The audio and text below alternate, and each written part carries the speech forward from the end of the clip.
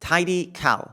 So TidyCal is an AppSumo product. It's a software, which is also a calendar booking software. And what it does is basically when you want to have somebody book a time on your calendar to speak with you, you can give them TidyCal as a link. You choose what times you make available. They can pick their time. You can also collect a payment if you want for having somebody pay to speak with you. And then when they choose the times, the information gets added to their calendar, gets added to your calendar, and you're both have a seamless scheduling experience, no email back and forth and stuff like that. I love TidyCal because it's a one-time deal. That's pretty much the main reason why I like it. And also because it's an AppSumo product, I have pretty good faith that they're not going anywhere. It's not a one-time software that's going to disappear overnight or something like that because it's backed by a massive company that's obviously very strong in the software space. So I'm pretty happy with if somebody wants to invest in a one-time deal. A lot of times I'm a little bit wary, but in this case, I think it's a pretty safe bet. So with my team, when I get new team members, typically I pay for a TidyCal software. For them, it's $29 or $39. It's very affordable, and that's what I have some of my VAs use, not all of them, but some of them, and I think it's a great option. The only downside of really TidyCal is if you are having multiple types of events, if you want to update your calendar, there's no way at the time of recording to update the global calendar, meaning